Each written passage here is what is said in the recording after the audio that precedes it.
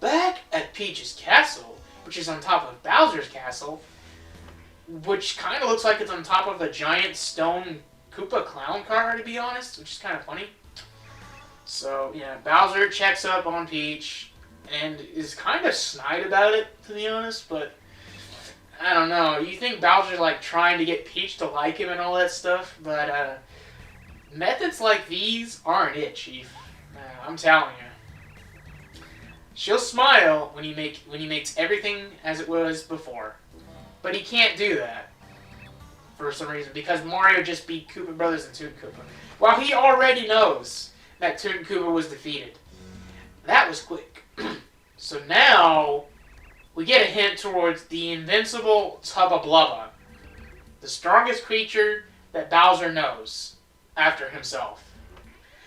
An enemy that's supposedly invincible. That is some high praise for himself, I will say. But here's the thing. Apparently, the star spirit that Tubba Blubba had flew away. So that's a twist of sorts. Obviously, we're not going to start Chapter 3 in this episode, but it's nice to have all this build-up. You know what I mean? All this build-up. It's nice. It's nice. You love to see it, I would say. More importantly, though, we need to try to find out if Tubba Blubba has a weakness. Because obviously, everything has a weakness, right? I don't know if that's necessarily true, but I can confirm after playing this game many, many times. Tubba Blubba does have a weakness.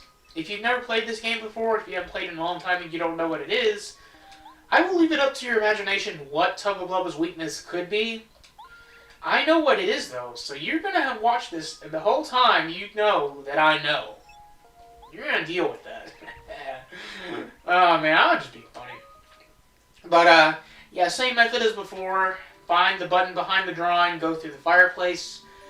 Going through the motions, basically. Funny thing is, during an intermission later in the game, eventually, the game will start to abridge this part right here. Like, you'll go into the fireplace and you'll instantly come out the other side. I don't know why they'll start doing this, like, right after the first time, but hey, better late than never, as the expression goes. The Bowser's Diary is no longer there, which is probably for the best. And now we have to go outside. The reason we can't go outside in Peach's room is because there's literally a Koopa Troll right there. But through this door, it's a different story. So we're going to head all the way over here. Because there is a unique looking treasure chest and a deep focus badge. Deep focus is a badge that will enable your focus to be more effective, refueling more of your star meter. Which at this point in the game is good because you just doubled it from getting a second star spirit. So here's the thing about this chest. Anything you put in this chest with Peach can be obtained by Mario on the other side at Shooting Star Summit where Merlovely was. I think that's her name. If I mix up Merly and Merlovely, it's understandable, but yeah, at Merlovely's place, that treasure chest that we saw a couple of episodes ago. You can go back there and check that chest and get anything that you put in there on Peach's end. It's mostly going to be badges, but there's going to be at least one item I can think of that you can put in here. A good bit later on in the game, as it were. So let's go ahead and put the deep focus badge in here for future reference. I don't know if I'm going to get it anytime soon, but I will get it eventually. So now we want to head back, mine the searchlights that the Koopa Trolls have, the flashlights, as it were. Try to not even go to the edge. And we want to go through this door right here. Alright, now we're in the library, and there are a lot of guards here. Be very, very careful. Better safe than sorry. We're going to try and pass through the Koopa Troll. Got a little bit of that Metal Gear Solid action going on here all of a sudden. Sometimes it may look like the Koopa Troll will look at you, but keep in mind that Paper Mario keeps a strictly 2D perspective for the most part. So sometimes looks can be deceiving. We can also get the Power Rush badge here. Power Rush, when Mario's in danger, his attack power goes up by 2. Danger is 5 HP or or less. We could backtrack to the chest now, but we're going to do that later when it's more convenient. There's also a life shroom on there. You're probably wondering how you get that. You can't get that item until literally the end of the game when Mario is in here for the final finale of the game. Again, that shouldn't be a spoiler because, yeah. And Peach is going to eavesdrop on a conversation between a Koopa Troll and a Hammer Bro, talking about Tubba Blubba. As we learn, he lives deep inside of Forever Forest. The truth of the matter is, he actually lives a lot deeper further past Forever Forest. But the game doesn't want to spoil that far ahead. Ah, yeah, it mentions he lives in the castle at the top of Gusty Gulch. There you go. The game is already ahead of the game, when you know it. Somewhere near his castle is a mansion and a village full of ghosts. There's 2 different locations with boos, as it were. Boos are also an enemy that returned from Super Mario Bros. 3. So, yeah.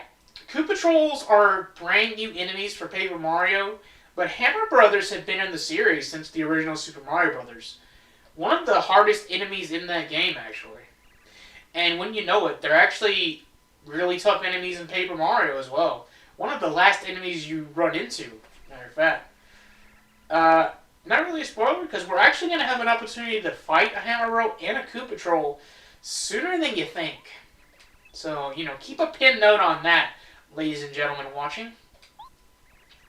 But, yeah, stronger than King Bowser, that's impossible. So, I believe it's going to start talking about the weakness. Yeah. It's talking about common sense again, too. That's bringing that up a lot, I'm noticing. Got a secret that would ruin him if it got out, about his past. Didn't used to be strong. Interesting. But what could that secret be? So, we don't know what the secret is, the weak point. But we know that he has one. That's still pretty important information for Twink to pass along to Mario, I think. So unfortunately, because of that, Peach gets uncovered, and this is going to be the end of this Peach intermission. Again, you can make it longer by letting yourself get caught after getting the Power Rush badge, but I don't think that's really necessary, especially because of a badge you can get in Chapter 3 itself. That's technically better than Power Rush in a lot of ways. Alright though, we head back to the entrance of Dry Ruins, and we get to talk to Mamar formally. So nice to meet you in person. Really. Mamar not only doubles your current star meter, it's really +1, but going from 1 to 2 is technically doubling it, so, yeah, But, you also learn Lullaby. Lullaby is basically a free Sleepy Sheep. It only costs 1 star power, so the same as Refresh, and it has a much higher chance of putting all of the enemies to sleep than a Sleepy Sheep does. A higher success chance, and I think if it's successful, it'll usually put them to sleep for an extra turn as well. Is usually how it goes. At any rate, yeah, we're pretty much done in the desert. We have only 5 items left though, so hopefully if I remember, I'm going to try and knock something out on the way back, because we also need to stop by Colorado's tent, I should say, because we need to drop off that artifact, because he's looking for it, and if we give him the artifact, well, everything should be good and hunky-dory. There's a fright jar there. I don't really care about it though, to be honest. There is a fire flower you can obtain here too, in one of these areas in Dry Desert, but I couldn't find it. And it's not really that useful in Chapter 2, because most enemies have more than 3 HP. So that's probably not really anything you have to worry about too much. Bunch of rocks here, at least. Maybe one of these rocks has the hidden block with the Thunder Rage! Alright! Dude, that's nice. That's very nice. And we also run into this block. Whoa! That bandit could be annoying. But basically, you keep hitting this block right here. Whoa! Try to avoid that bandit. You keep hitting this block, and a bunch of invisible blocks will show up. And each of these blocks has a different mushroom. First we have a regular mushroom. Nothing special about it. We have a Super Shroom too, which is a little better. But if you keep hitting this block, and I'm pretty sure you can do it with your hammer, or Cooper's Shell Toss, or maybe even Bombette's Bomb. But you have to hit the block at least 100 times. I want to store it for later. Trust me, the Ultra Shroom restores 50 HP, which, by the way, is all of the HP that you can get in the original Paper Mario. Here's Colorado, conveniently enough. Well, what ill luck! No clues about the roads. I'm getting so frustrated I just might have to give up the excavation for now, old boy. How very sad. I say, Mario, that artifact you hold in your hand. It looks quite important. Do my eyes deceive me, or is that a clue to dry ruins? Mario, old chum, I beg of you, could you possibly part with it? Sure, why not? It's just cluttering up our inventory anyway. Cheers, Mario. Smashing, really, old boy. Soon now, the mysterious dry ruins will rise from the sands that conceal them. Should we tell him? I don't think we should tell him. But yeah, you give him the artifact, you get a star piece, and I think whether you give him the artifact or not, he's gonna move out of here eventually. Hopefully this should still be a brief visit, as it were. And, you know, you have Speedy Spin, you have Dizzy Attack, worst case scenario. So we come over here, we use Paracarry, and we get the star piece, no problemo. We even get a couple of extra coins for our trouble. Alright, and we're back, and now we can destroy this gray block. And we have another upgrade block here, the third one that you can get.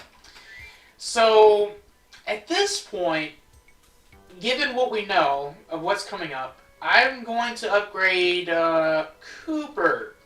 Because Cooper's upgraded Power Shell is going to be helpful for the beginning of Chapter 3, in particular. Power Bomb is a good move too, but it's a little too costly for 6 flower points at this point in the game. So, we're going to skip that for now. Just for now, anyway. And we're not going to mess with the little oinks anymore either, I don't think.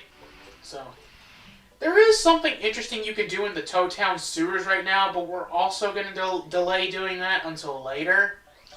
So let's head back to this screen. And let's stop by Tasty's place, I think.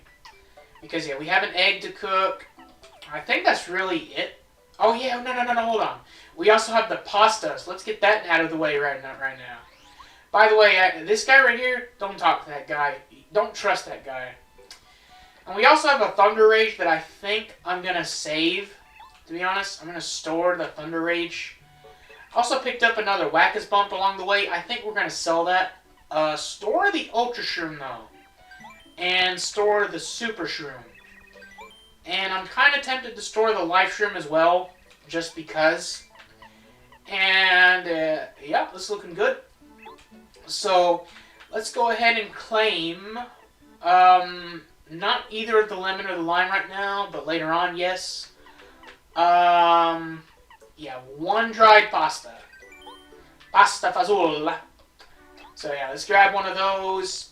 Actually, I'm kind of tempted to get another Volt Shroom to cook a Hot Shroom. It's probably getting around that time we should upgrade our stuff. All these fried shrooms, honestly. So I think what I want to do is I want to sell all of the fried shrooms. They sell for 5 apiece, thankfully. So we sell like 3 of them, and we have 15 coins, and we buy 1 Volt Shroom, and that's technically a profit. So of course that's good. And we could sell the Whack-Us Bump here for 50 coins. That ain't bad, but that's still kind of a raw deal. Let's buy another Volt Shroom, just so we're evened out a little bit. And yeah, let's head back here, and let's head back to Tasty's place. I wish I could show off the Blue House skip, but it is so hard to do. But yeah, let's go ahead and give Tasty, let's give her the egg and the dried pasta first, just so we get those new recipes added in. Because we're going to end this episode off by going back to Mario's house and all that stuff, I think, if I'm not mistaken. So yeah, we get a fried egg, restores 10 HP. We can keep that in the bank for later usage, because I don't think that combines with anything or anything like that. Normally, dried pasta is 3 HP and 2 flower point recovery, which ain't bad, especially for dry pasta. Like, come on now. You try to eat that, I'd be surprised if you restored 1 HP, to be honest. But you do that, and you get lots of spaghetti. I just couldn't resist. So it restores 6 HP and 4 flower points, which is a slight upgrade over fried shroom. I think it costs about the same too. But yeah, we're also going to cook the other 2 Volt Shrooms. Actually, I think what I want to do is cook 1 Volt Shroom and actually put the other one in the bank, I'm thinking. Which we're about to do. So yeah, I think 2 Hot Shrooms ought to be good enough. And the spaghetti should come in handy probably for the beginning of Chapter 3, to be honest. Let's talk to Minty, though, because we have 2 seeds to give her. So we can give her 2 seeds now, and we don't have to worry about them later. So that'd be pretty nice. Get these all planted and sorted out for the time being. We're also going to stop by the post office as well. Yeah. Oh, how many star pieces do we have? We only have 15 star pieces. Okay, we're not going back to Shooting Star Summit right now. So we have access to Double Dip and Sleep Stomp. Sleep Stomp is probably not going to be very useful now that we have Lullaby, but Double Dip I want to buy. I want to buy this now. So that's going to be pretty good. Let's stop by the post office to see what kind of letters we have now. We should have letters for Bombette and Cooper? Cooper's got another letter? Oh, I just didn't read it, I guess. Okay, we got Bombette, Dry Railroad. I will let you guys know it's just basically them wanting to hire her to do some fireworks. A letter to Parakarry from Wacka. Uh-oh. We should probably read this. Wacka out! This is Wacka! Mr. Parakarry, from my place in the shadows, I always see you flying above Mount Rugged. It looks like so much fun, flying on a sunny day. Tell me about it sometime. My wish to the stars is that you never fall from the sky. That was actually really sweet. So, I guess no hard feelings for all those Wacka bumps that I've acquired over the years and in this playthrough alone. Yeah, it's accumulated, so. We're going to sell Whack-A-Bump here at this specific item shop because this is how you get the most money. 64 coins. That's really good. Honestly, I'm kind of tempted to sell the other one too. But we're also going to store the other Volt Shroom for later. And you see, we're going to go into the next chapter with hot shrooms, 2 hot shrooms, fried eggs, spaghetti. It's looking pretty good. Is there anything else I can claim for the time being? Thinking, well, I already have a Volt Shroom in storage, it looks like. So I have 2 of them in storage now? No, it's only the 1. You know what? I think I will take the Thunder Rage out of storage, because we can buy more Thunder Rages at the Toad Town shop, and we only have 5 items used up, so that's going to be pretty good going into Chapter 3, I think. So let's head back to Mario's house, and we're going to finish up the episode here, for the most part. Unfortunately, it's looking pretty bare right now. And that's because if you enter Mario's house, you're probably wondering where Luigi is. So, we can see some music notes coming from the bottom of the floor, but there's nothing we can do about that right now. But, we get a letter from the Koopa Troopas in Koopa Village. Thank you so much for taking care of our fuzzy problem. We, the Koopa Troopas in the village, really appreciate what you've done. We must apologize for not rewarding you with anything, though we are simple Koopas. No, that stuff. Actually, that reminds me, we do have some letters to take care of. A letter to Merlin and Toad Town, Koopa Village, and Koopa Village. Okay, well, we'll head back and give a letter to Merlin and then end the episode off. Let's look at this, though. We have 6 of 50 recipes, 2 Chuck Quizmos, 10% of the star pieces, and more than 25% of the badges. Pretty good, considering we're 25% of the way done with the game, more or less. Having finished 2 of 8 chapters. So, yeah, let's head back here, and when you deliver a letter to Merlin, you have to talk to him face-to-face rather than over the crystal.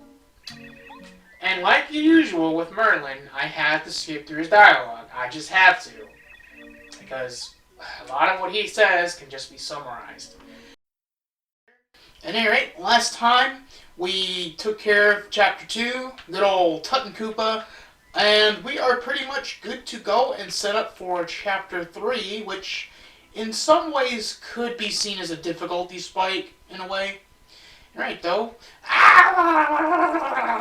We got a scaredy toad over here. Tell me something I don't know. A lot of toads tend to be on the cowardly side, so this is how we start this session off? Okay. But you see, I didn't see nothing. I didn't see nothing. No. There's no mustache. Oh, wait, I did see that, though. But Mario didn't see it. Oh, yeah, I don't know if I've mentioned this yet. I think this is like episode 6 or something like that. I haven't mentioned it yet, but the little sound effect that plays whenever a question mark bubble pops up is like one of my favorite sound effects in video games ever. It's so good, in fact, that back in the day, I was playing this game so much that a friend of mine and as well as my brother kind of all got into like a thing with, it was almost like a meme, you could say, with the question mark sound effect, because it goes, ah-ee, ah-ee. So because every time they would come over for their weekend stayovers or whatever, I'm usually playing this game, we kind of got into a thing of hearing that ah-ee, ah-ee, ah-ee quite often. I mean, it's not like it's spammed in the game or anything, but again, because I was playing this game so much, oh man. Yeah, this game originally released in 2001, and the sequel didn't release for a few years. I think I might have done like 2 or 3 playthroughs of this game every single one of those years until the 1,000-Year Door was released. And then when that came out, and I think I might have stayed on that for a while, obviously. And then I pretty much just back and forth both of these, or both of the games, until like Super Paper Mario came out, and that's when things started to get a little different.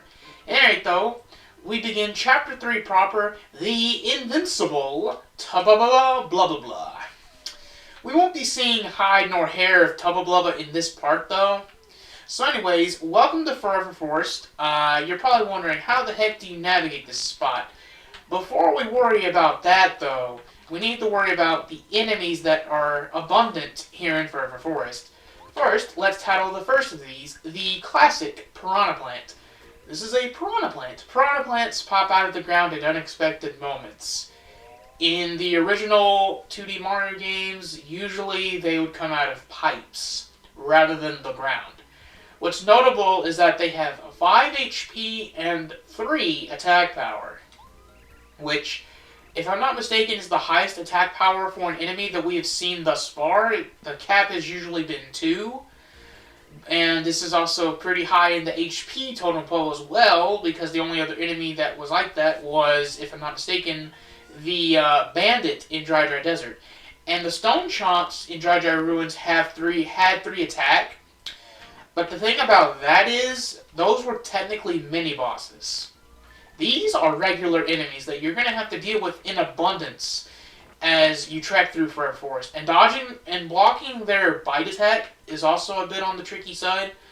So I've equipped the Double Dip badge. 3 flower points, only cost 1 badge point. And the good thing about a Double Dip is that you can use an attack move like Thunder Rage and a healing move like, say, the Spaghetti. But we don't want to do that now because it would be somewhat of a waste of resources. Piranha plants, because of their positioning, if you try to jump on them, they will count as a spiky enemy if you try to jump on them.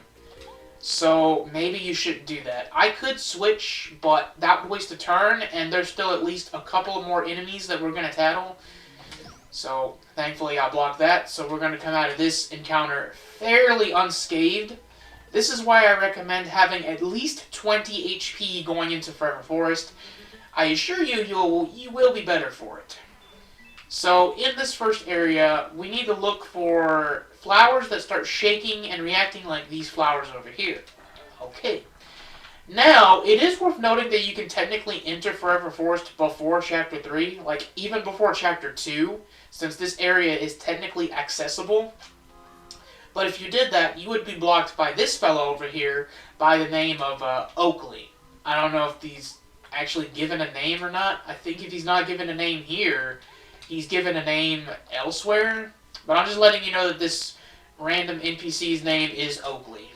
And yeah, you have to get the invitation to go to Boo Mansion from that other Boo Bootler earlier, and it's the only way to get past here. But I suppose I could have taken a detour to at least tattle the piranha plants ahead of time, but that wouldn't have really worked out too well because it would have been mostly a waste of time. Because you would have only been able to explore that first area, like I said, and you don't have Quake Hammer, you don't have upgraded Cooper. You're gonna get your butt handed to you. Let me tell you. Matter of fact, at this point in the game, even with Quake Hammer and Cooper's Power Shell basically being a two-hit combo to destroy all of the piranha plants, that may not cut it. Speaking of other enemies in Forever Forest, say hello to the upgraded form of the Fuzzy from Chapter 1, Forest Fuzzy. Now, Forest Fuzzies also show up in the Thousand Year Door, but I think in that game they only had 5 HP. In this game they have 6, but they only have 2 attack power. Whereas in Thousand Year Door they have 3, which is kind of ridiculous.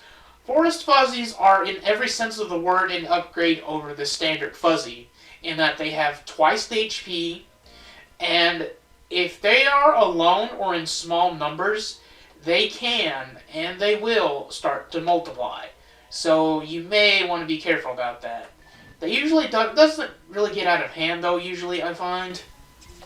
And blocking the attack is still really hard to do. Like, really hard to do? Wow. And, well, there we go. Already multiplying, as it were. So I think this is a great opportunity to show off Lullaby. If not now, then I might show it off again later on, probably next episode, when we get to an area there. Lullaby can put these fuzzies to sleep for a little while. They're hyperactive, so it's understandable that they wouldn't be put to sleep forever. Yeah. And Goombario can knock them out, if I can actually get the timing on these attacks correct, but I am playing this without sound technically, and this is on Switch Online, so there's a little bit of the lag, as it were. And honestly, if the enemy is further along, it's going to be harder to time that anyway. But like I said, Quake Hammer is a godsend. It really makes mincemeat of the enemies in Forever Forest, because most of the enemies are on the ground, thankfully. So that's not going to be too much of an issue. Now it's just down to 1. And thankfully, their HP recovery potential is small. This wouldn't be a terrible time for a refresh, to be honest, but I think I might want to put that off. So now we can finish it off with a simple jump attack. Jump attack is very weak at this point in the game, though. Aha! We finally get a double EXP from Merlee. That is pretty good, and I think I unintentionally rhymed there. Alright, we may actually level up before we are done with Forever Forest. That would be pretty cool. So I believe in this screen, yep, we're looking for a tree trunk with eyes in it, but I think there's like an area here. But, you know what? I think we're going to continue, because I don't want to deal with more enemies than I have to. That's just going to be more footage I have to cut out. Okay, I think this is what I'm thinking of. So there's this character over here. So that tells you if you want to go through the forest, you have to pick all the right paths. I'm not sure why they put this guy here, because you've already had to do it twice, at least. So you would have already had to figure out that you're looking for signs. So you see how this flower bush is different? Well, so is this flower bush. And guess what? That one flower bush that looks different than the other ones is the one you gotta go through. Okay, so on this screen, I wouldn't be surprised if there was an enemy right here somewhere, but we also have to look for another bulb. This should be the third bulb, if I'm not mistaken. It's going to be a while before we see another one, but when we do, it'll be when the time comes to move on to the next part of the story. Now you want to look for, yes, another evil tree, except this tree doesn't have a hole in it. Okay, so in this area, we want to look for mushrooms that are in bulk. So, we need to look for a patch of mushrooms. Okay, there we go. Now, we want to go to the other side of that. So, we want to come over here. These mushrooms will stay lit up longer than the others. But if you go through here, you'll reach a hidden area with a tree that has a beehive on it, matter of fact. Before we do that, though, I think I'm going to knock out this piranha plant just for the sake of it. Okay, I mostly took advantage of that because I wanted to use refresh to recover some flower points because most of the items that I have stocked up for this chapter are the HP recovering variety, and even the ones that do recover FP I want to save for later. Anyway, in this scenario we have our second HP plus badge, second of 3. Now you want to head back to where the beehive is. You want to hit the tree, which spawns a unique enemy. Let's try not to get first strike bite though, because it has a lot of attack. There we go! Perfect. Okay, so say hello to an enemy called Bazap with an exclamation mark. This is a Bazap. Bazaps are monstrous bees. Yes. 3 HP, which doesn't seem like a lot, but 6 attack. Speaking of 6, this is actually an enemy that technically is in chapter 6. So 3 chapters from now, okay? For some reason, they decided to stick these Bazaps here as kind of a sneak peek, but also as a bit of a challenge. And guess what? Since these enemies are 3 chapters ahead, they give a lot of experience. On the other hand, though, they have 3 HP, but you still only have your basic jump. So, you're able to kill the first one if you get the first strike, sure. But the second one is a little bit of a problem. This attack is kind of annoying, so let me see if I can block it. Yeah, okay, I blocked it perfectly somehow, even without sound. That attack has a chance to shrink you, and I think it's only like 1 or 2 damage per mini bee. And, actually, I think I want to try and focus. I'm not sure if I've done focus on screen yet. I will try my chances with trying to finish off the Zap with Goombario. There we go. I did it. So yeah, the first few playthroughs of this game I put off upgrading Goombario, but I'm starting to think maybe upgrading Goombario after Parakarry is the right call to make. Because it is helpful.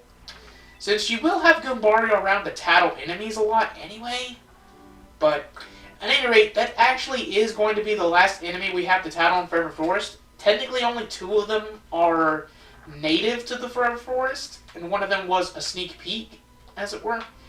Actually, we're really close to a level up, so I think I'm going to do that.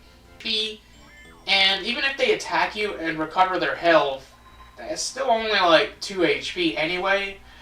Worst case, and best case, you won't take any damage at all. I don't remember if I have an HP plus equipped, so I'm going to actually upgrade badge points. Okay, so we got a nice convenient level up. I wish it would have happened exactly at the Bazat fight, but it is what it is. I think now at level 8, wow. So I think at level 8, most of the enemies in Forever Forest won't give a lot of experience. Okay, on this screen, you want to examine all the flower bushes, because this time you want the flower bush where the flowers don't actually disappear. And let's see if we hit it. Okay, it's probably going to be the last one that we hit. So there we go. And I believe now we're on pretty much the last screen. You want to look for... You actually want to look for a rock, if I'm not mistaken. There's one specific rock you can examine here. This doesn't take you to Boo Mansion, it takes you to another hidden area, but it's not as hidden as the other one. So, yeah, you want to hit this block, and we get our second Flower Point Plus badge. Very handy, very useful. So, let's head back over here. I'm pretty sure I did that correctly. And we head back here, and now we can just keep looping around until you find a sign that says, if you have business at Boo's Mansion, come this way. What party member do we want entering? You know what? Let's get Parakarry. I don't think I've ever brought Parakarry into Boo Mansion before. So say hello to Boo Mansion. Yep.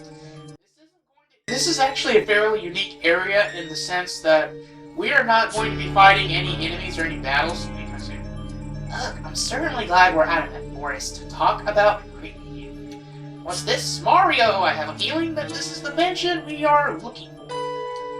And it seems like Parakarry's dialogue is mostly straight to the point. You would hope for a little more whimsy. Oh yeah, there's this block over here that has a Volt Shroom. Fairly handy. I think we're actually going to take advantage of the Volt Shroom for its intended purpose later on in this part.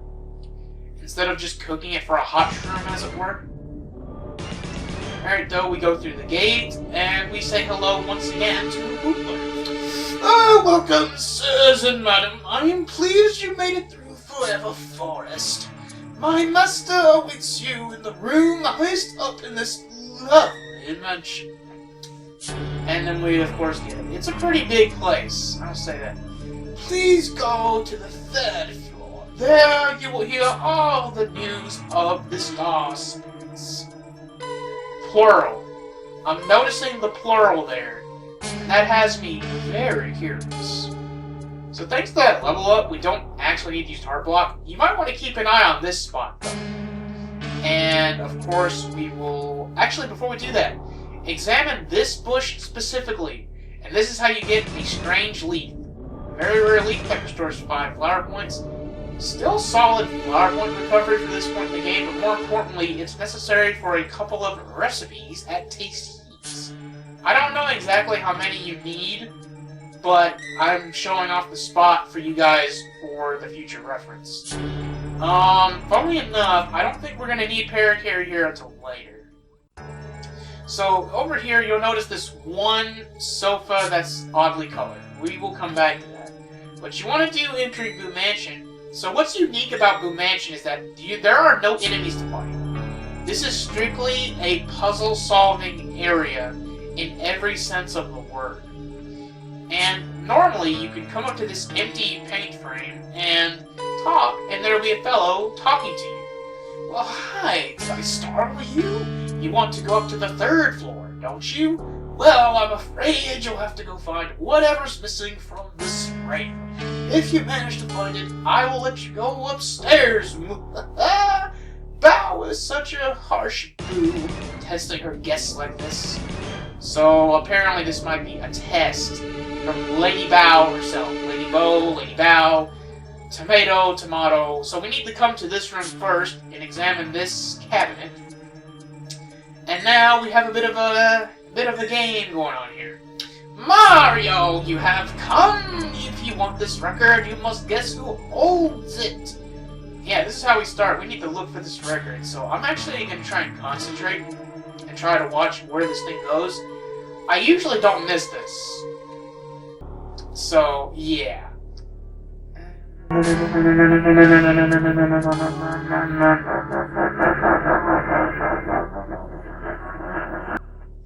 Oh god, I blinked. Hopefully I can find the boo. I think I know which one it is. And it's... Bam! Literally floated right into my lap. But yeah, like I said, you know, I'm playing on the Switch Online version. It has save states. Why not take advantage of them? It's like I said, win in Rome. Now, actually, this is a pretty interesting time to bring this up, but I actually was planning to do a Let's Play of Paper Mario for a long time, because this is like one of my favorite games of all time. And a golden rule of doing Let's Plays or doing playthroughs with commentary, however you chose to go about it, by the way, you come over to this room and put the record here, and you need to push the music along. And actually, I don't want to talk over this because of the music and what it references, so I'm just going to try and do this.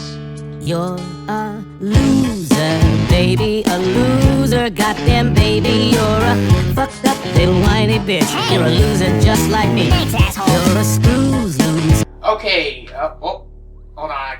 Looks like I kind of messed that up a little bit. Okay, well, you want to push the button in a good rhythm, and you want to push it in a good rhythm for like a little while, I would say.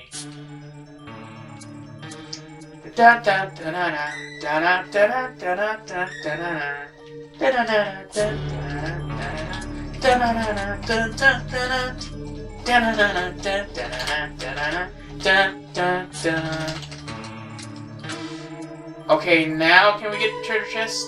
Yeah, now we can. I usually get that first try, but hey, there's a first time for everything. Oh no, Lady Bow gave me one job to guard that treasure chest. She's gonna punish me so bad if she finds out about this. Oh well, I may still be okay. It's not like you can get anywhere without knowing how to use that weight. Wise guy. Before we do that though, if you examine this fireplace, it gives Mario a funny face. Did I unintentionally rhyme again? Wow. When are they going to put Banjo-Kazooie on this? As with the recording of this, it's mid-January 2022. They still haven't dropped Banjo yet. Like, come on. Come on, Nintendo. Quit with the tribute.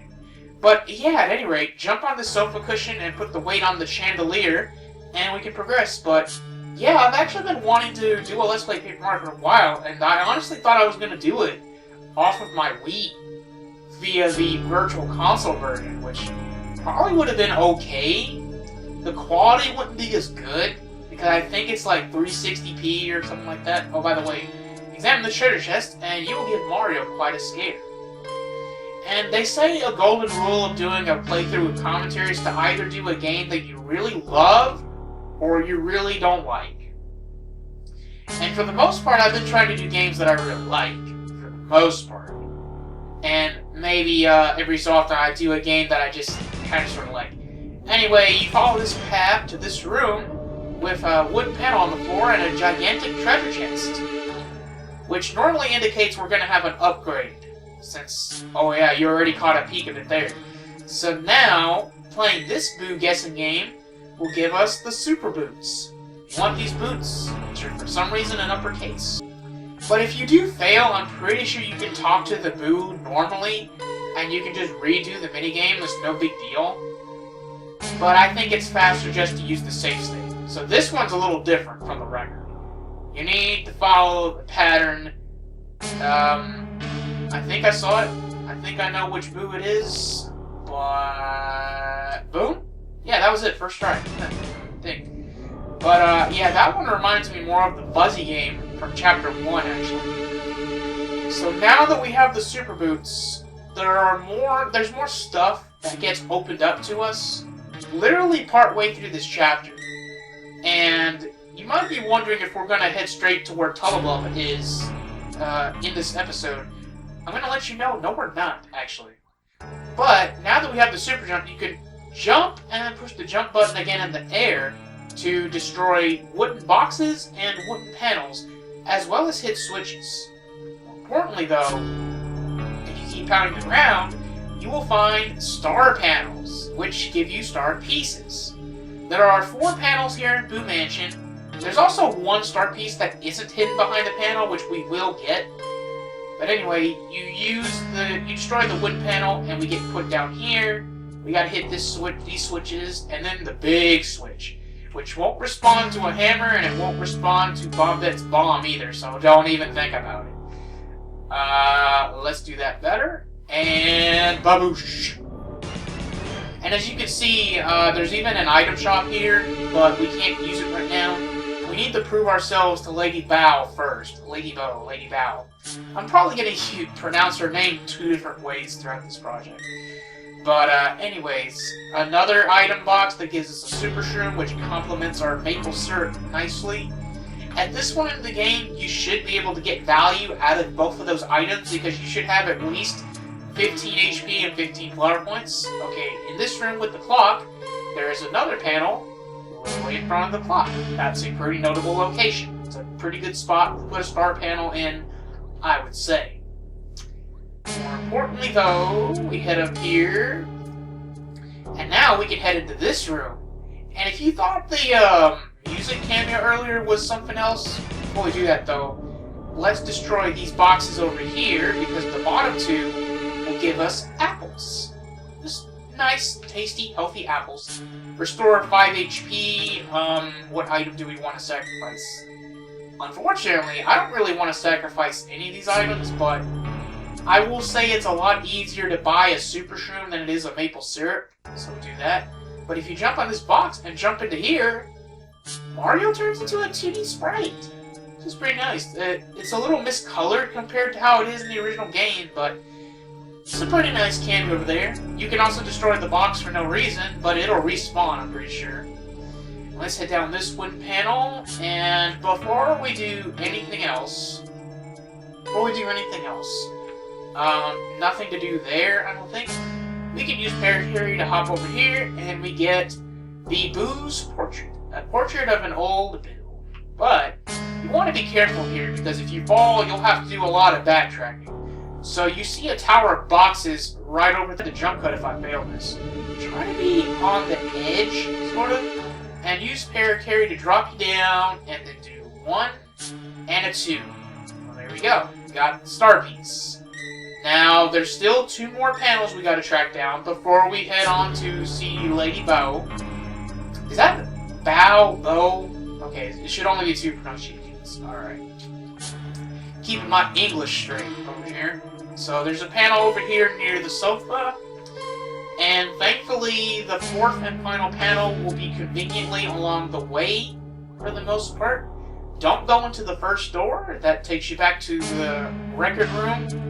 We want to come over here where the record was, and get the panel here, and that's 5 star pieces in Boo Mansion total. That should be all of them. You shouldn't have to come back here for star piece related reasons. Now, if you don't talk to the Boo in the portrait, you will get unique dialogue, which I almost always see nowadays when I replay this game on my own time. Matter of fact, I might have done that in the latest long play as well. That I did specifically for Loose Goose, rather than it being a carryover from the Temple of the Azure Flame days. Say hello to Bow for me. I will admit, this was when I first played this game. This was another moment where I thought a boss fight was coming up. It seemed kind of obvious, to be honest, because of the build-up. But then I realized that I literally didn't fight a single enemy in this entire place, and as a result, the pacing of Boo Mansion is really quick. So say hello to Lady Bow, which I'm not even going to try, so yeah, it's a lot to say. I'm Tubba the Butler. I'm Lady Bow's humble servant. So basically, this chapter is a little interesting in terms of its progression from the last 2 chapters. Of course, my lady.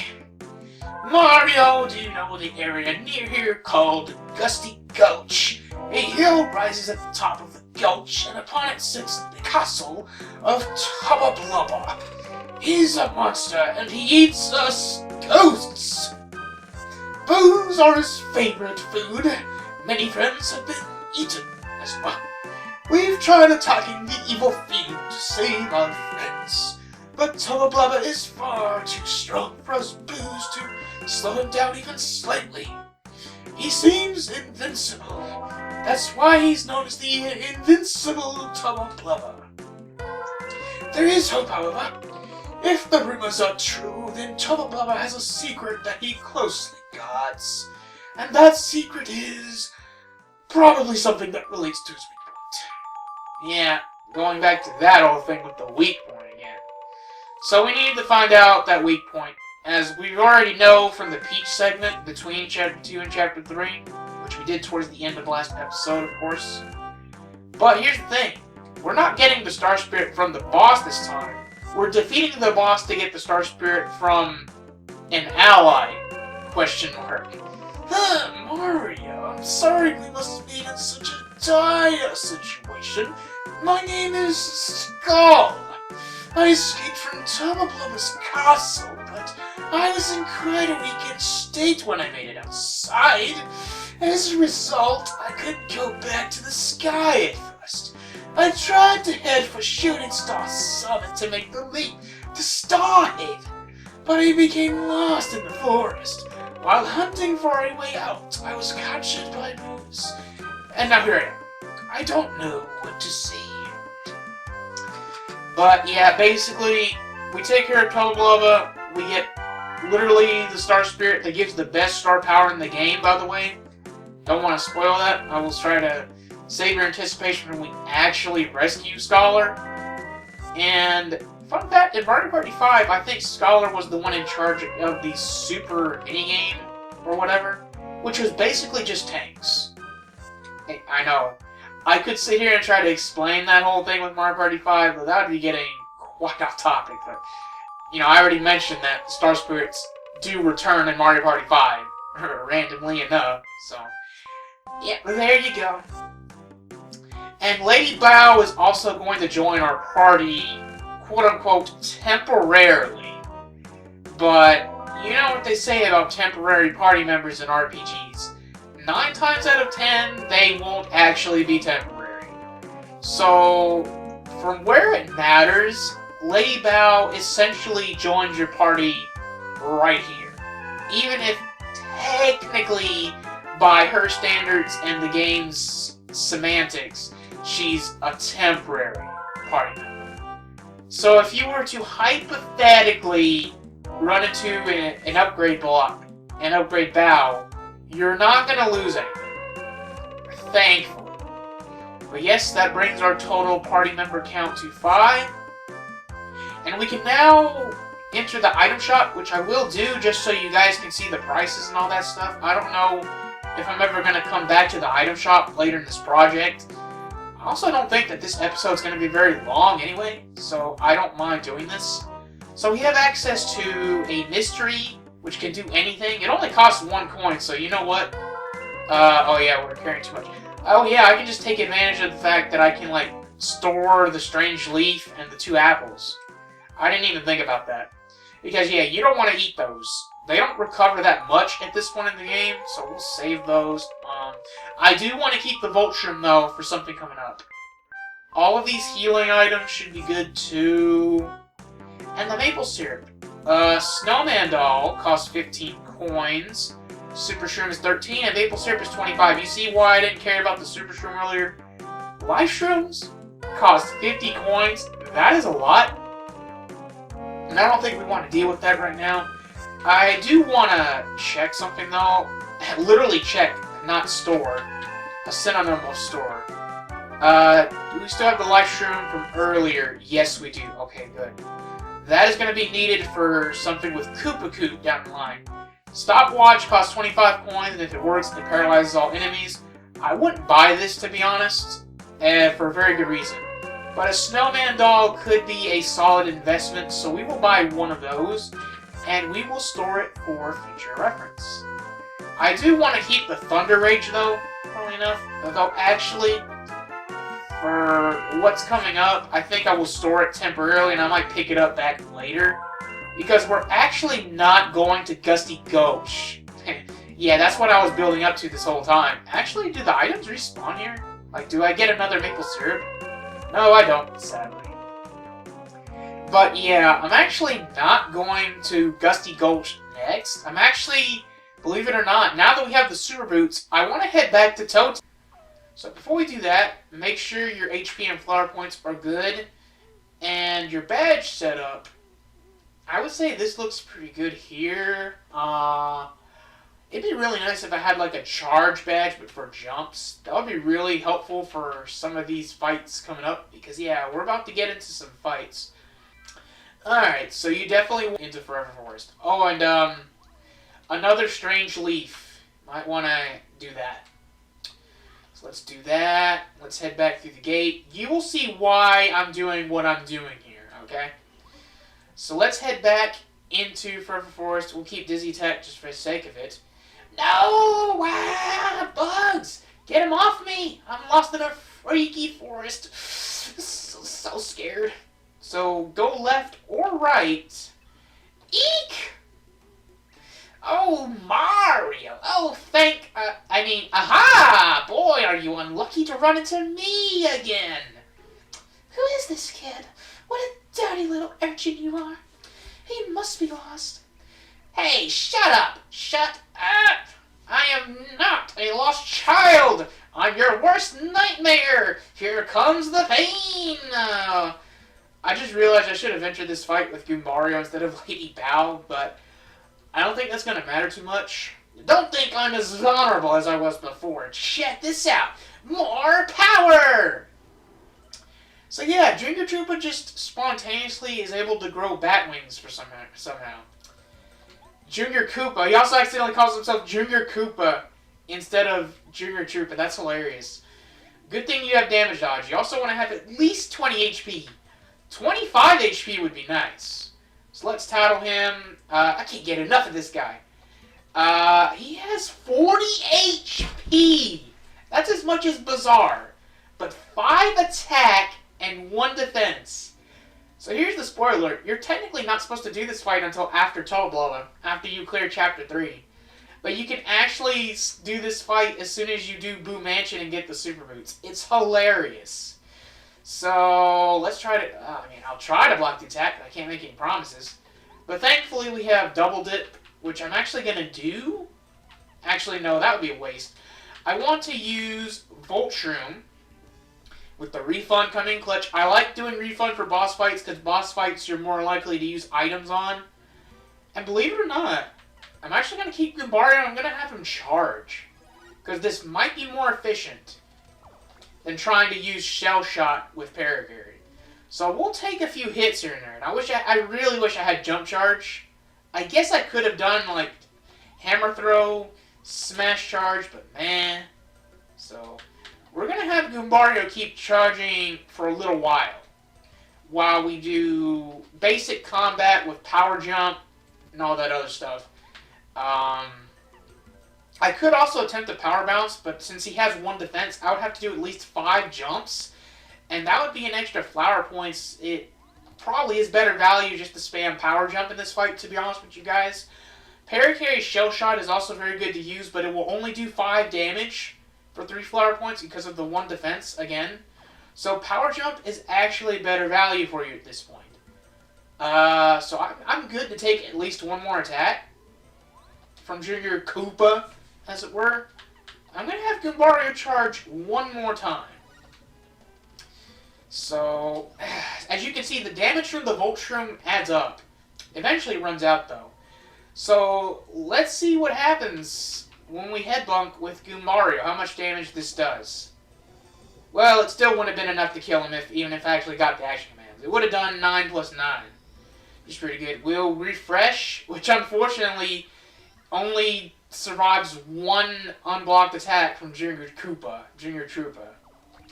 Funny thing is, I wouldn't be surprised if a lot of people actually accidentally typoed his name anyway.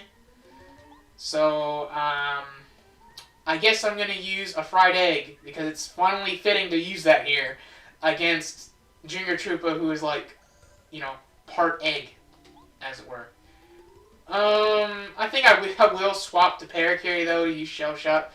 We will see Lady Bow's battle capabilities in the next episode, unfortunately.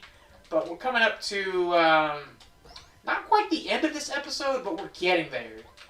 Like, we're so getting there.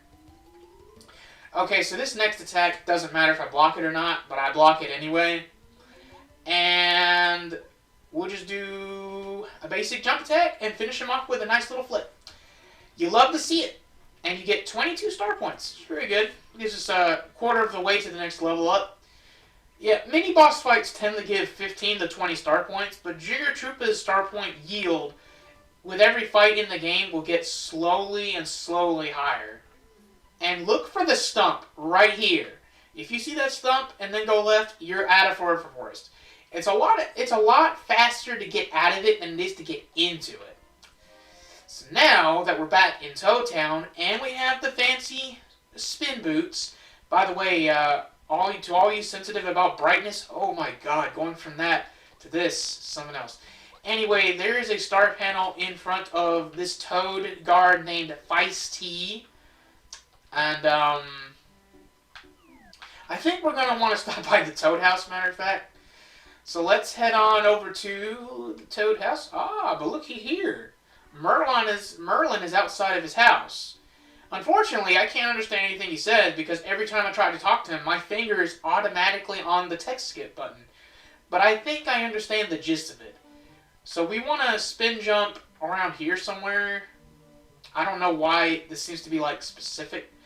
But if you spin jump on a specific spot of Merlin's tent, we get the badge called Quick Change.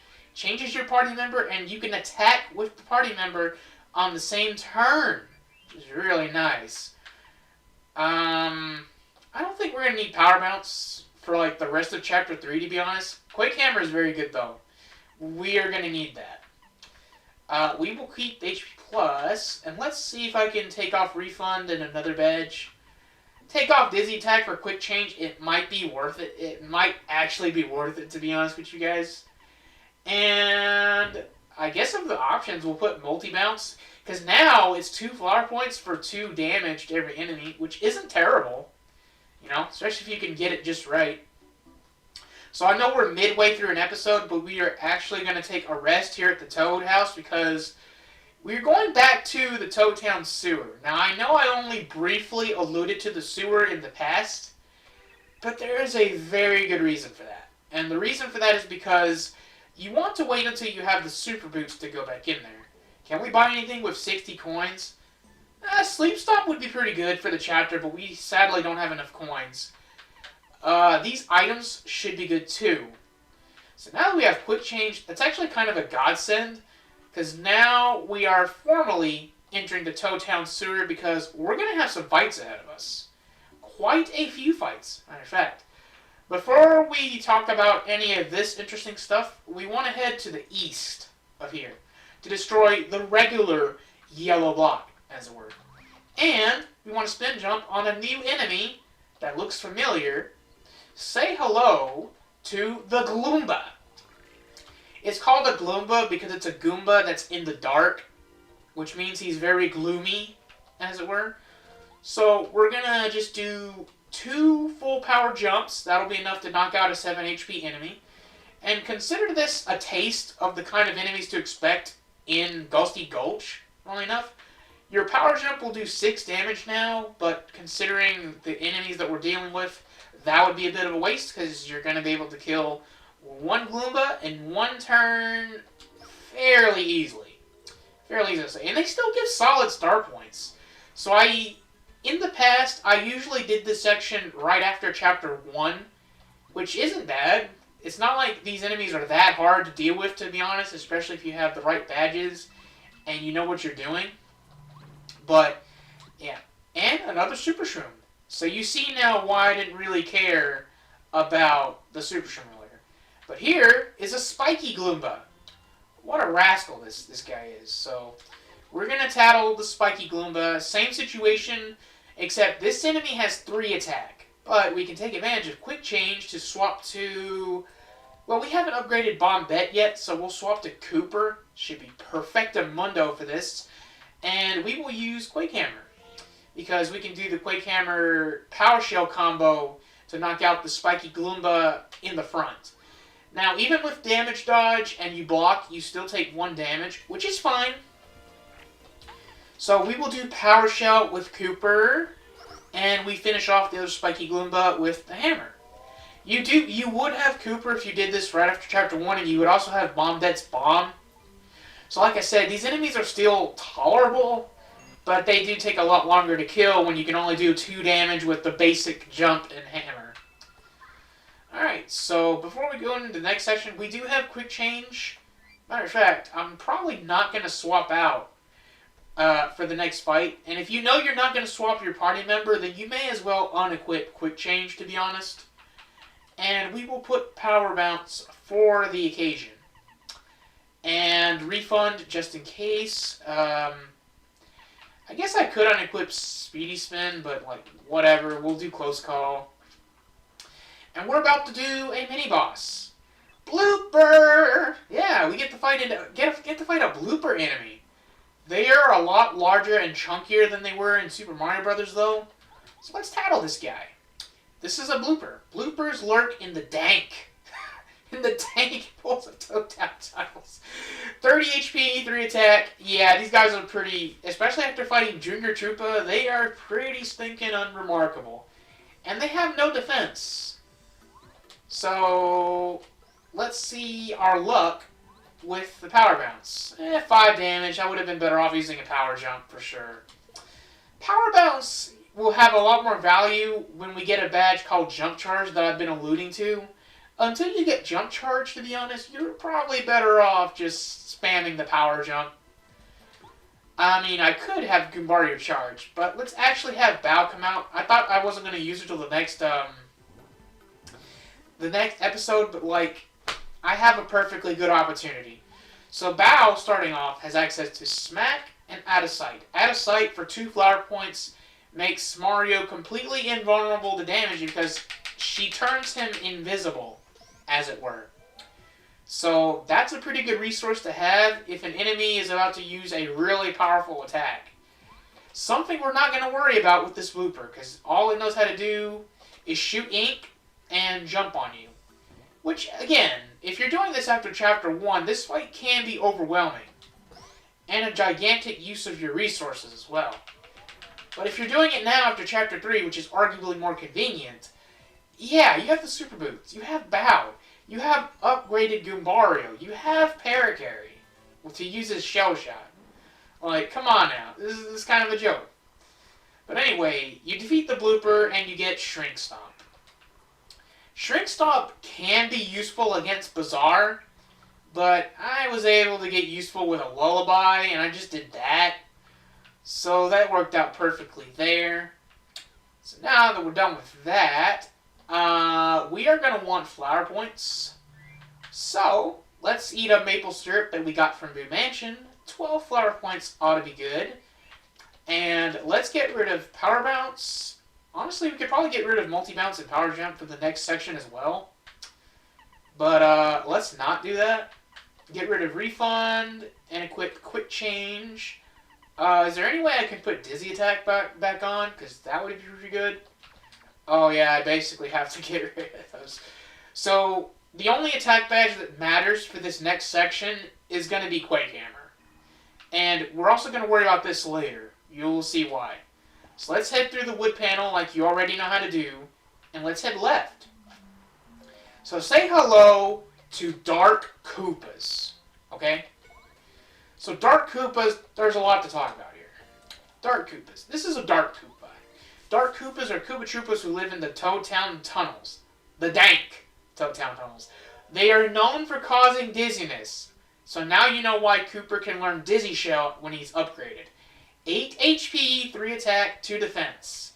Be extra careful when you see them grin, because that means they're gonna do a Dizzy attack. In my experience, though, Dark Koopas are in this mode like 90% of the time. Maybe 80%, being generous. But here's the secret to defeating Dark Koopas, and you literally will never take damage from these guys if you do this. Make sure you have enough flower points and just spam Quake Hammer. If you spam Quake Hammer, they will always be flipped over. And when they're flipped over, they can't attack. And they're at 0 defense. So, and obviously, if you're down to only one of them, you can just jump on it repeatedly. So, you don't even have to keep using your flower points at that point. And yeah, but this is just 2 of them, okay? And these aren't really required encounters. Oh, Merlee with the clutch! I love it when she comes up at least one time during the section. So the first fight has 2 Dark Koopas, and the next fight has 3, and the third one has 4. You get the basic idea of it, so I'm just going to knock out the enemies and jump cut and see you in a minute, okay? Okay, actually, I'm going to leave in the final fight because we are about to level up. These guys give a lot of experience. Oh man, I get hit. Alright. It doesn't really matter, but because they're gonna get flipped over regardless. So 4 of these guys. This would be really difficult if you didn't have Quake Hammer. But thankfully, you do. So use Quake Hammer first, and then Power Shell, and you do 5 damage. Really easy. Absurdly easy. If you do Power Shell otherwise, unfortunately, it'll just do 1 damage. So literally, why would you do that?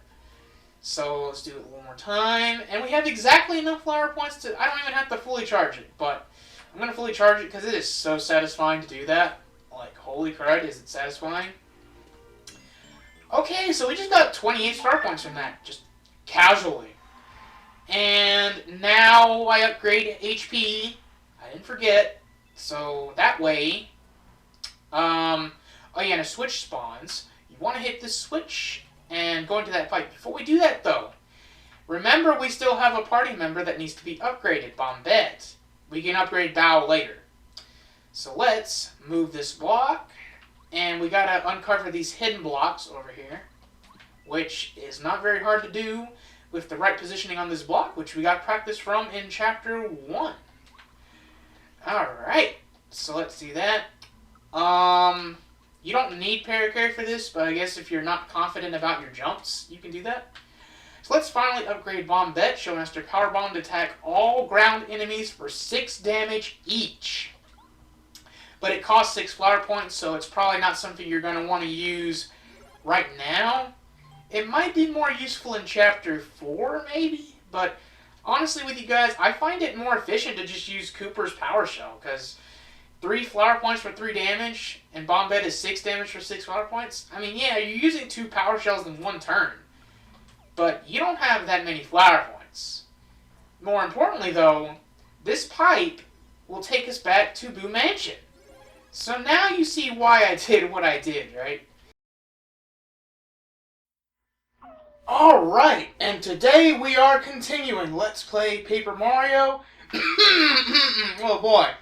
As we head onwards, past Boo Mansion, to, well, Gusty Gulch. I'm pretty sure it was mentioned last time around. So yeah, last time we took care of Forever Forest, we took care of Boo Mansion, we got Lady Bow to join our party, and all that other good stuff. And we went to the Toad Town Sewer, and prematurely took care of a Junior Trooper boss fight that normally doesn't happen till like between Chapter 3 and Chapter 4, but Junior Trooper's fight is triggered as soon as you acquire the Super Boots. So I usually take care of that right then and there. That is my usual pattern whenever I play Paper Mario. Heck, the first time I played the game, I actually did that sort of by accident. Alright, those. Gusty Gulch, say hello to Hyper Goomba. It used to be a Hyper Paragoomba, but I did a first strike and knocked it down to the ground when I wasn't even thinking about it. So this was another reason why I put off showing off the blooper fight, because there are some Gloombas and Spiky Gloombas nearby. They're similar in statistics to Hyper Goombas, in that they have the same HP value, at least in this game they do. But the interesting thing about Hyper Goombas, and by extension Hyper Paragoombas, is that they have less attack normally. Normally they have the same attack as a regular Goomba and a regular Paragoomba, right? But the thing about it is, and let me see if I can get first strike here. There we go. Okay. So now we can tattle Paragoomba. The thing is, they have an ability to charge up their attack, and when they charge up their attack, it can do as much as 8 damage, so it's plus 7 attack, which is, funnily enough, the same as their HP values, so. But the thing is, charging up takes a whole turn, so that's probably why the developers gave these enemies so much HP, to reduce the chances of you being able to defeat them before, they can actually get their super attacks off. And I will say that if you're only dealing with like 1 or 2 of these hyper enemies and you get the first strike, chances are you're probably going to be pretty safe. So in this first area you have the usual 3 enemy waves. The first one has 1, the second one has 2, and the third one has 3. So I'm going to take care of this one off screen. Bow is pretty good because she will do 4 damage with her smack attack, but so does Goombarga with his head bonk. And Paracarry has Shell Shot, but it's mostly a waste of flower points. Anyway, let me take care of this enemy. So another strategy I actually figured out you could do with the Paragoombas and Hyper Goombas in particular is that you can actually use your jump to do 4 damage and knock them to the ground. And then you can use Cooper, either his Shell Toss or his Power Shell, when they're all on the ground at 3 HP apiece. And you can knock them out that way. And it technically only costs 3 flower points total, because you're doing regular jump attacks. So that's what I did for that last wave. At any rate, though, now we're in Gusty Gulch proper. We're in the little village of dirty-looking boos. I don't know why these boos are so brown. I don't think that's really explained. Maybe it's to compensate for technical limitations of the Nintendo 64, and they wanted to make it so that the boos are actually transparent-ish. But the thing about it is, in the original Super Mario Bros. 3, boos were all white. And they didn't turn invisible, I don't think, when you looked away from them or you looked at them. They just covered their faces. So, that's arguably a result of technical limitations. Obviously, no wait, but Super Mario 64 made the boos transparent, so I don't know. I guess these boos they're just dirty boos. They don't know how to shower. I don't know what else to tell you. So we have a save block over there. Keep this boo right here in mind, the one near the save block, if you're doing Koopa Koot favors towards the end of the game, like if you're into that sort of thing. Heart block here is nice. You'll probably have taken some damage against the hyper enemies, and we'll swap the bow, just because. And yeah, here comes a fairly important scene. Hello there, you're going up to beat Tubba Blubba, right? Yeah, get revenge. He'll never eat another ghost. Never. Especially not... Uh-oh.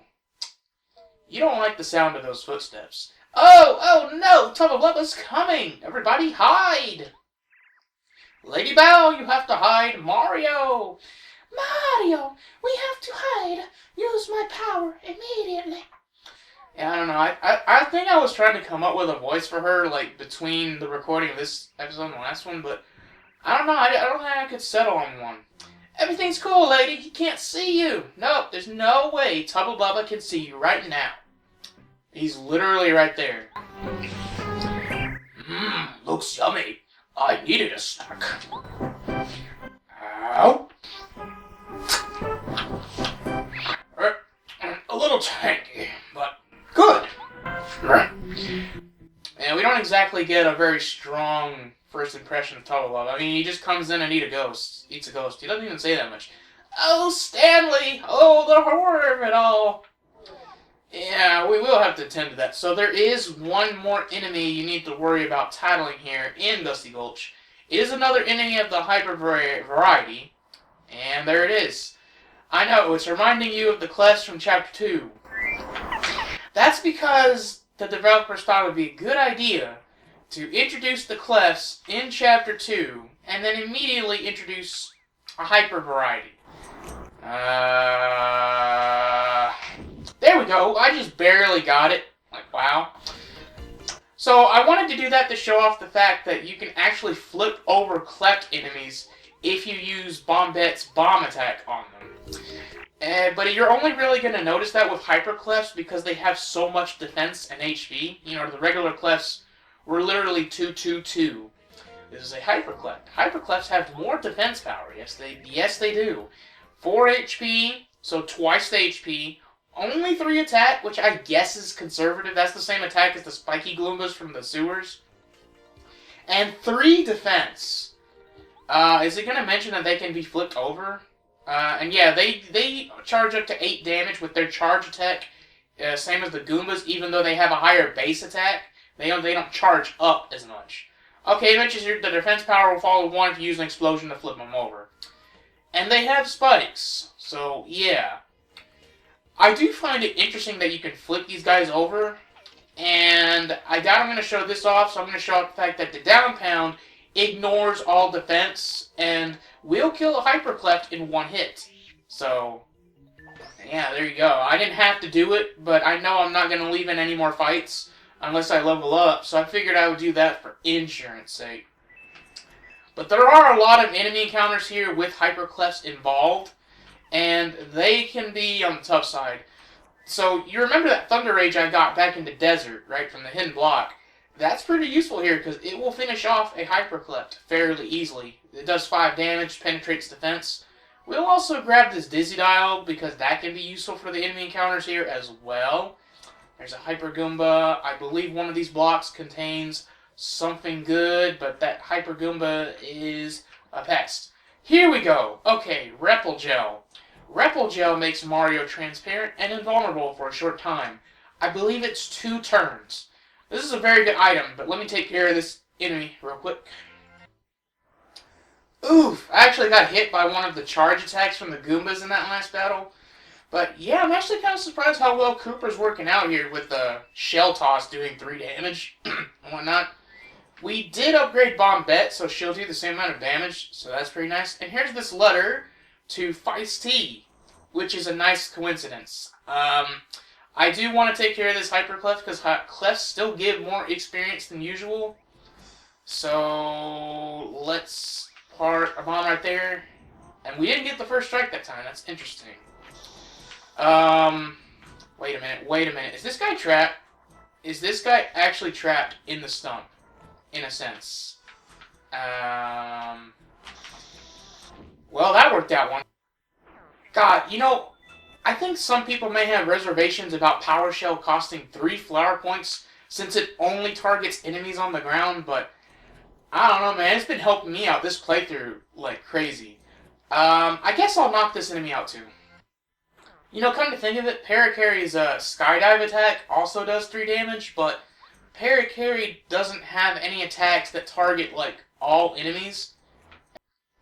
But anyway, the reason I'm actually bothering to defeat most, if not all, these enemies is because I really want to level up before the chapter is over. Honestly, before we get to the boss, truth be told. That was an odd failure there. Get to the edge, I guess. There we go. And another enemy, of course. But yeah, I really want to have 20 HP and 20 flower points before we even think about starting Chapter 4. We got another clef situation over here. So let's see. Bam! And I think that might be the last enemy encounter here. So this has a Super Shroom. Handy to have. This might be coins. Yep. These are coins. They sure do make the world go round. Star piece right here, not under a panel, surprisingly enough. And we are encroaching on Tubba Blubba's castle proper. So, if you don't have it already, make sure that you at least have Speedy Spin on and equipped, and you also make sure you have Slow Go from the Dry Ruins. Dizzy Attack could still be useful, Refund, Dizzle Force, etc. Damage Dodge, Multi-Bounce. I guess Multi-Bounce, well, it is what it is. Multi-hitting attacks are pretty good to have. So there's a save block here. There is a heart block in here in Tubba Blubba's castle, which we're about to enter with no fanfare. Watch out for these jellyfishes floating around, because they're kind of like sentinels in a way. I think that's actually what they're called. If they see you, they will try to grab you and take you back to the entrance of the castle. So the only enemy you will fight here in Tubba Blubba's castle are these giant green monstrosities wielding maces, known only as Clubba. And yeah, I know what you might be thinking. Clubba rhymes with Tubba Blubba, doesn't it? Yes, it does. Because Clubbas and Tubba Blubbas are all members of the same species of enemy. That enemy is called a Spike, which originated in Super Mario Bros. 3. I'm noticing a lot of the enemies in Paper Mario originate either from 3 or like the other games. I mean, obviously there's plenty from the original 2, but I'm noticing it, okay? So Clubbas are going to be the first enemy in the game that have a lot of HP. And what I like to do is I like to try and do 6 damage with either a power jump or something like that, or Bombette's Bomb First Strike if they're asleep, which a lot of them tend to be. Well, this is also a nice surprise to have. Thank you, Merly. So now, Quake Hammer will do 5 damage to each, and the second Clubba can be killed even with Cooper. So, let's try to block that attack. Nice. That's what I'm talking about. And we can pretty much finish off the Clubba. Now that I've tattled him, Bow is pretty good to have since her smack does 4 damage. So you can knock out a Clubba a turn with a jump or a hammer, followed by Bow's smack or Goombario's head bonk for what that's worth, and you won't spend any flower points. I would recommend saving flower points for the most part here. This is the D-Down Jump badge. We're going to have to enter this room through another entrance, as it were. However, some Clubbas are asleep, but some will be awake, like this guy. So what's neat is that if you have damage dodge equipped at this point, an enemy that has 3 attack, if you guard their attack, it will only do 1 damage. So when you're dealing with Clubbas, by the way, here's a star piece, sometimes they will show up in high quantities. And I think I want to leave in a fight where I run into 4 of them, which can happen when you least expect it. But I will skip this if it's not, and not if it is. That was not a fight with 4 Clubbas, obviously. We can destroy these boxes, but they contain nothing. They're just there to help you get to a star piece. So a good combination is if you hit a Clubba with Bombette's Bomb, do 6 damage, and then if it's only 2, you can use Quake Hammer or Multi-Bounce, and then Bomb on the second Clubba, and that'll knock them out before they even get a single attack, as it were. And we are now 2 points away from the next level, so whatever fight comes next is whatever fight comes next. So you want to go through this door first, slowly go down here, and we got another Clubba. Well, I was going to wait until a party of 4 show up, but I guess this is the next best thing. Because I want to show off the fact that you want to use Lullaby with Mamar. Because obviously, as hinted by the fact some of the Clubbas are asleep in the overworld, Clubbas are really vulnerable to sleep. They have a higher chance of being hit by it, and if they get hit by it, they go to sleep for 4 turns. So I would say that Lullaby is essential to dealing with Clubbas, especially if it's like 3 or 4 of them.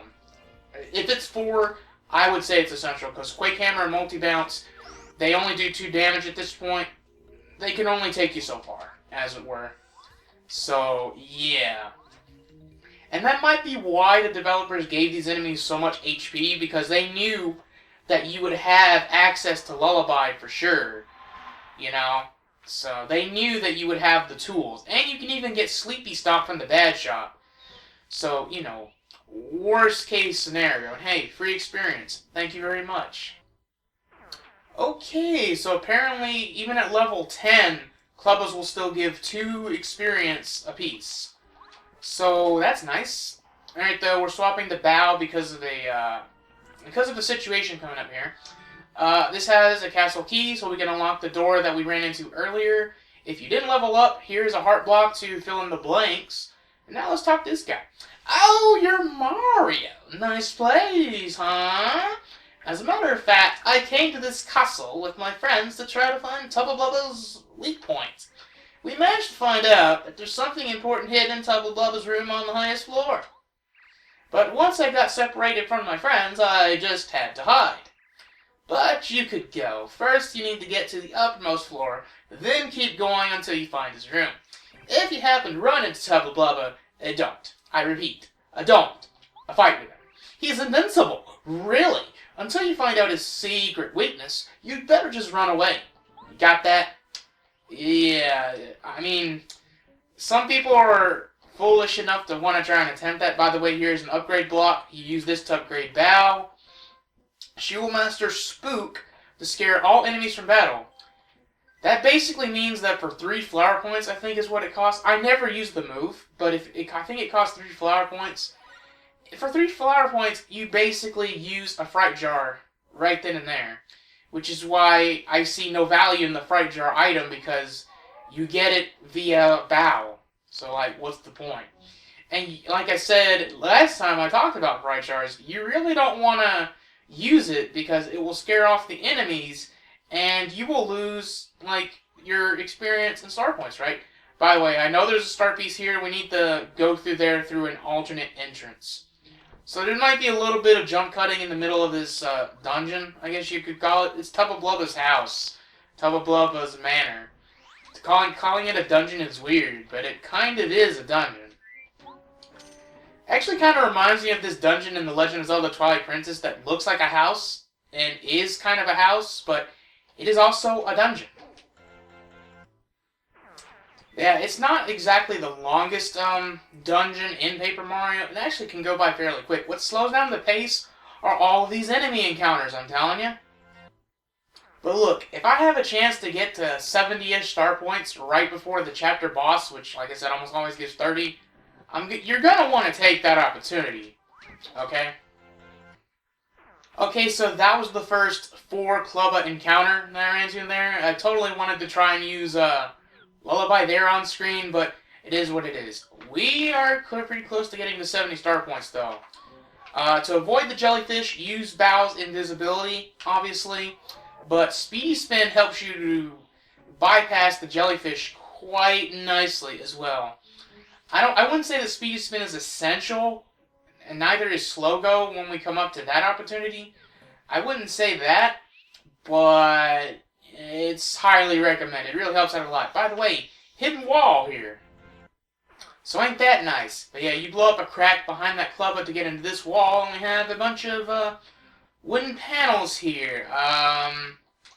You want to destroy this one first, because this takes you to the spring that takes you back to the area. So let's swap to Paracarry. I'm also going to knock out this wood panel just for OCD's sake. I don't know why they put that panel there. I guess to troll people. It's just kind of weird in retrospect. So we want to use Paracarry's transport, and there we go. Now we have access to D-down jump, which I don't know why they put that there, because Clubbas don't have defense, and they're the only enemies you deal with here. And spoiler alert, the next chapter, all of the enemies there have 0 defense as well. So I would say that D-down jump was oddly placed. Maybe even misplaced altogether, to be honest. Wow, I barely dodged that jellyfish. Oh boy. So let's go through this door, and we have a spiky room here. So you want to turn invisible with Bow before the spikes show up. That may have been frame perfect. I don't know. But I'm pretty sure now we can just jump on the spikes, and we'll take it back to the entrance of the room. So that's a nice little speed trick. Before we move on, why don't we indulge in some lots of spaghetti? Because yeah, 6 HP, 4 flower points. It's not a full recovery, but it does top us off quite nicely. The next heart block won't be accessible for a while. Okay, we have a Tubba Blubba there, or a Tubba Club over there. You want to jump down here because this is how we get to the star piece down below on the table. There we go. And now I'm going to jump cut to get us back to the room above, okay? Alright, back in the room here. We will have to knock out that Clubba eventually because he blocks a lock to the door. Move this clock. We head into this room. Get access to our loyal companion, Paracarry. We do have the key from the spike room, by the way. That's what the key will help. But this room is optional, but it takes us to a badge that may very well appeal to a certain niche of Paper Mario players. The players that really like to see Mario's HP go down. So say hello to Mega Rush. When Mario's in peril, his attack power goes up by 4. That is a lot. But the caveat is, I like saying that word, the caveat is, well, I'm going to explain more about that when we defeat this Clubba. Slowly move and use Bombette. Easy 6 damage. So that battle was really clutch. Not only did I get double experience from Melee, but I found that I also used up the Thunder Rage, so we don't have the Thunder Rage anymore. It's pretty good to use those against the Clubbas, because it'll knock them down to 3 HP, so you can literally finish them off with Cooper's Power Shell. So it's a weird combo, but it is a combo. Thunder Rage plus Cooper's Power Shell knocks out every single Clubba with relative ease. Oh, I think this is the hallway. Yeah, this is the hallway. We're getting there. What's this? I smell something very fishy. So, you don't want to run into Tubba Blubba, I don't think. So, turn invisible with Lady Bow. Take a bow, Lady Bow. Lady Bow. I think it's supposed to be Bow because she's wearing bows. So, yeah, we'll just do this because whatever. Alright, so this is the room. This is the room where if you have this badge, you want to equip it. Slow Go. With Slow Go equipped, I'm holding the control stick all the way to the left. But this is the fastest I'm moving. This is the maximum speed you can go without triggering the Clubbas. That said, I do want to get some experience. So, we're gonna go ahead and I'm gonna also kind of set up for the boss battle coming up. I don't know if I'm gonna actually level up here. Okay, D down pound, I had that, but we don't need D down pound anymore. Yeah, let's do, yeah, I still want Quake Hammer, to be honest. I think this is gonna be pretty good, badge setup. Not just for the boss, but for these enemies, just to finish them off. I would say Bombette, because her first strike is really good. So, but Cooper is probably going to be your most consistent damage. So, let's wake up all of the Clubbas. Let's try and gather them all together, and see you in a while. And we clutched it. Managed to get back to 2 start points. One of those encounters is always going to be 4 Clubbas. One of them will be 2, but most of them are just 1 Clubba. So it's a pretty solid opportunity to restore your star power. Just spam focus every other turn. There is a save block here, but this positioning is a little bit deceptive, and you will see why. For story reasons, let's swap back to Lady Bo. I'm going to try and call her Bo, because I do think that that's how you're supposed to pronounce her name. Again, because of the bows on her head. I don't think she has hair. I mean, she is a boo after all. So, let's hop over here right next to this inconspicuous looking treasure chest, and coincidentally, Tubba Blubba comes up in here.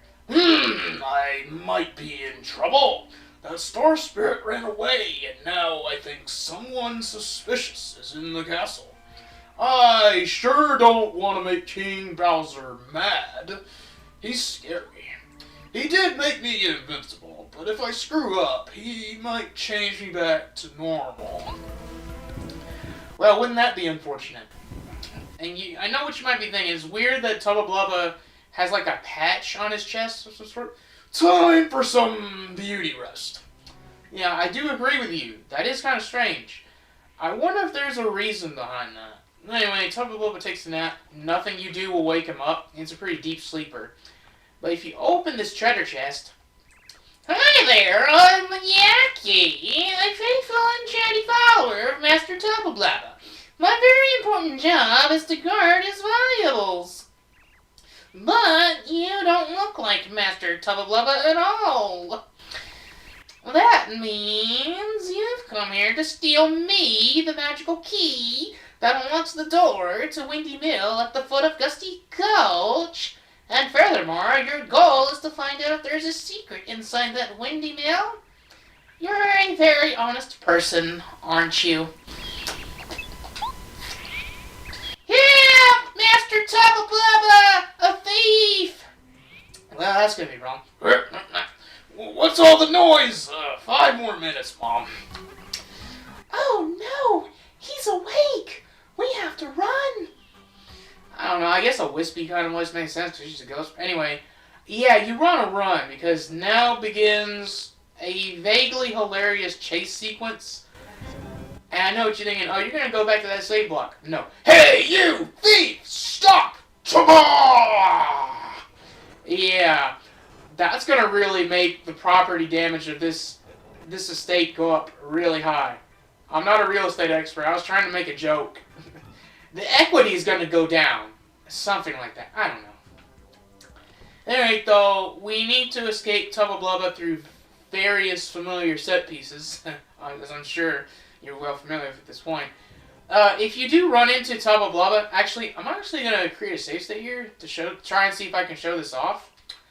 If you run into Tubba Blubba, you do start a battle of sorts. But the thing is... Caught you, thief! It's not nice to sneak around in someone's room. You must be punished. Now you'll see how terrifying Invincible Tubba Blubba is. Oh yeah, he's pretty bad. Actually, I do. Oh wait, I can't do that. So if you try to attack him, he won't take any damage at all, right? So, and do nothing. Ah, that wimpy little attack doesn't hurt me at all. Now it's my turn. Ooh. I mean, 4 damage is not nothing, but I was expecting more than that. Wow, it's really hard to run away from this guy, isn't it? You know what? I'm surprised that worked out as well as it did. I put a save state there because I thought it would, like, give me a game over or boot me to the start or something, but no. That is the first time for me. I've never tried to do that before. At least I got to show it. I should have titled him! For reasons we'll see later on, but... Well, at any rate, the actual chase sequence is pretty much effectively over at this point. So, we're just gonna head through the door, and when we do, thankfully all the boos will block the door. Eventually they will crumble though, because Tubba Blubba... Have you seen the size of that guy? I'm just saying. So, at the mill in Gusty Gulch, it's very likely that we will find the so-called secret to Tubba Blubba's weakness, or invincibility, over there. So, usually I have Lady Bo here for the cutscene, but I guess all the party members will essentially say, you might want to hold that door, because Tubba Blubba's on the other side. Alright, now that we're back in the mill, we can finally use up this mystical key, who has really... I mean, I gave him the voice, but, you know. We go through the door, go through this wooden panel, go down the well, into the mill. Watch out for these random Hyper Goomba enemies they decided to put here. Because, yeah, they are rather annoyingly placed. The first one is 1, the second one's going to have 2 of them show up. And the third one will have 3. And, you know what? They still give 1 star point each. Oh, wait. This room is a lot more spacious, though. There we go. Managed to dodge it. Okay. Before you enter this last room, give this badge setup a try. Honestly, I would say that the hammer throw is the least essential of all these badges. And the HP plus is only there to compensate for the fact I don't have 25 HP yet. But that specific amount is fairly useful to have. Refund is also obligatory. Double dip is so cheap, you may as well equip it even if you never use it. Because it is just, wow. Quick change, obviously. A lot of pink and yellow badges I'm noticing here. So this is the badge setup we're going into with. The most important party members that will be used in this next boss fight are going to be Lady Bo and Goombario. And you will see why. So say hello to, well, who are you? What, Mario? Did someone tell you that I'm the secret strength of Tubba Blubba? Someone spilled the beans that the Tubba Blubba in the castle is just a shell, and I'm controlling it from here? You can't trust anybody. I can't let you out of here knowing the secret of my invincible body. Sorry, but here we go. That's supposed to be a Mario reference? I mean, Mario says, let's-a go. Alright, so I was entering it with Lady Bo, I thought she would have some dialogue, but apparently not. So let's have Goombario do his usual tattle. This is Tubba's heart. You might say it's the heart of Tubba's secret. That wasn't funny, but it is technically true.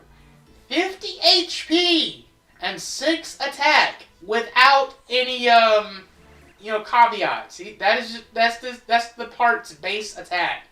He has a terrible attack, so hide when he tells you he's about to unleash it. This attack will take away 12 HP. Whoa! Try to beat him before he can do his huge attack again. Trust me, it's dangerous. This is Bo's turn to shine. That is true. That is true. However, we're actually going to take 2 attacks. Because at 25 HP, the charge attack does 12 damage. So, if I just take 2 of those attacks, I will be dropped down to 1 HP. Before we do that, though, you have the option of using Hammer Throw, because you can't actually use your regular hammer attack. You can do that, or you can do Jump, or Power Bounce. The Power Bounce is there for when Mega Rush kicks in, because Mega Rush is +4 attack. I'm gonna do this great attack! It's impossible to avoid. I just have to prepare a bit, so hang on for a second. Yeah, this attack is weird. So obviously, we're just gonna keep doing what we do. And since Goombario's still out, I'm gonna have him charge, just for the sake of it, since we don't want to dodge this attack, funnily enough. So this attack, the heart summons a bunch of little hearts to give you what I can only assume is like a blood clot sort of effect, and that is a very unsettling image, I must admit. You could also charge your hammer with Smash Charge and do Hammer Toss that way, or Hammer Throw that way, but I am much more partial to this method, to be honest. So here we go, 2 charge attacks in a row. It's almost like this fight was designed with Mega Rush in mind or something. I don't know if most players will have 25 HP at this point in the game, but obviously it is possible, depending on your level up routing, I guess you could say. So we are going to charge up Goombario one more time, and we're going to take one more attack. So that Repel Gel we got earlier is going to come in clutch, and it's going to compensate for bows out of sight, in a way. So now we are down to 1 HP. So at this point is when I would recommend using the Repel Gel on Mario to maintain that +4 attack, and he won't die. You could also have a Life Shroom at this point, but that would recover your HP up to 10, so that would be a bit of a conflict of interest. We will keep charging up Goombario, of course, and dodge a regular attack, which would normally do 6 damage. And now we're going to tap the Power Bounce. This is where I want to mention that while the heart has 50 HP, you actually only have to knock it down to 5 HP or less in order to move on, as it were, because we don't get experience from this fight. I think you figured out where we'll actually get the experience from. So, here we go. Well, that was a pretty solid Power Bounce, and now we're going to do a Head Bonk. Bam! Bam! Hey, we knocked it down to 0 HP, ain't that great? Owie! Oh, I'm hurting! I have to get out of here! All of a sudden, the voice is not as deep, indicating that the invincibility might be wearing off in a sense, huh? Oh yeah, I did want to mention that while it's very rare to see it happen, the Hyper Goombas will sometimes do their regular attack, and when that happens, it makes it a lot easier to finish them all off, as it were. The Power Shell strategy, you know, I wouldn't use Power Shell if they do their regular attacks. They tend to all be coordinated, by the way. Like, either all of them will do regular attacks or all of them will do charge attacks, I find. And Hyper Clefs are way more partial to regular attacks than charge attacks. It's time to reunite! Go! Oh, there you go. That's one way to do it. Oh, yeah! Now I'm feeling good. With my heart and body united, there's no way to beat me. Let's disregard the fact that suddenly the voice is not as deep. I mean, I don't have to tattle here, but this is Tubba Blubba, now reunited with his heart. This is finally his true self. Max HP is 10, attack power is 4. Defense power is 0. Probably. His hip attack causes 6 points of damage. Hip attack, he has 2 attacks. Either he'll do the slam like we saw earlier, or he will jump on you. And jumping on you will do, hilariously enough, that does more damage than the slam attack.